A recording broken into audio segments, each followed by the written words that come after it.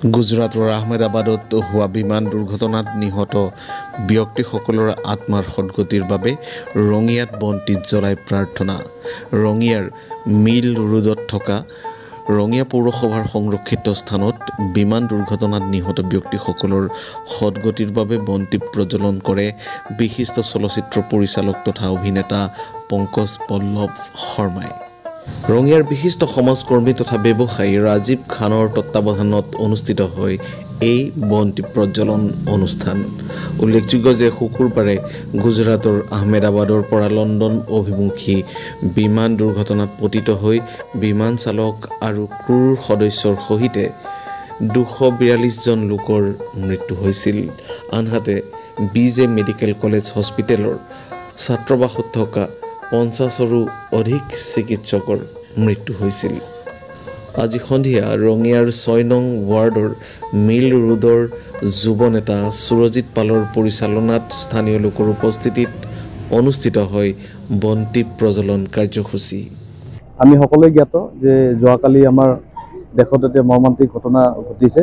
গতিকে সেই মৰ্মান্তিক ঘটনাৰ ওপৰত হেৰি কৰি পেলাই আমাৰ যিসকল মৃত্যুবৰণ কৰিছে তেওঁলোকৰ আত্মাৰ চিৰশান্তি কামনা কৰি আৰু পৰিয়ালবৰ্গক আমি সমবেদনা জ্ঞাপন কৰিছোঁ। আৰু আজি ইয়াতে আমি যে বন্তি প্ৰজ্বলন কাৰ্যসূচী আমি কৰিবলৈ ৰূপায়ণ কৰিছোঁ, আমাৰ এই অঞ্চলৰে বিশিষ্ট সমাজকৰ্মী শ্ৰী ৰাজীৱ খানৰ নেতৃত্বত আমি আমাৰ এই অঞ্চলৰ সকলোৱে একত্ৰিত হৈ আজি আমি বন্তি প্ৰজ্বলন কাৰ্যসূচী হাতত লৈছোঁ আৰু এই বন্তি প্ৰজ্বলনৰ জৰিয়তে আমি তেখেতসকললৈ সমবেদনা জ্ঞাপন কৰিছোঁ। ধন্যবাদ। যোৱাকালি আহমেদাবাদত যি বিমান দুৰ্ঘটনা সংঘটিত হ'ল, সেই বিশেষ ব্যক্তিসকলক শ্ৰদ্ধা জনাই ৰঙিয়াৰ এগৰাকী বিশিষ্ট সমাজকৰ্মী মানৱ দৰদী মাননীয় শ্ৰীযুত ৰাজীৱ খানদেৱৰ উদ্যোগত আমাৰ তিনিআলি অঞ্চলত এক একাজলি শ্ৰদ্ধাঞ্জলি নামেৰে অনুষ্ঠান অনুষ্ঠিত কৰা হৈছে।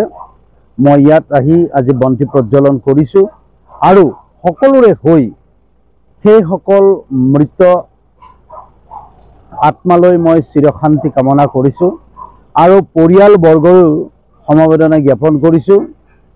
আৰু ইয়াৰ জৰিয়তে মই সংশ্লিষ্টসকলক আবেদন কৰিব বিচাৰিছোঁ, অনুৰোধ কৰিব বিচাৰিছোঁ যাতে এনেকুৱা ধৰণৰ ঘটনা যাতে আৰু ভৱিষ্যতে কেতিয়াও আমি দেখিবলৈ নাপাওঁ। যিসকল এই ক্ষেত্ৰত জড়িত থাকে তেওঁলোকে পুংখানুপুংখভাৱে ইয়াৰ অনুসন্ধান কৰিব, পৰ্যবেক্ষণ কৰিব, পৰীক্ষা কৰিব। মই সকলোকে পুনৰবাৰ অনুৰোধ জনাইছোঁ আৰু ইয়াত আজি যি কাৰ্যসূচীটো অনুষ্ঠিত কৰা হ'ল তাৰ বাবে মই ৰাজীৱ খানদেৱকো ধন্যবাদ জনাইছোঁ। আপোনালোক সকলোৱে আহি ইয়াত অংশগ্ৰহণ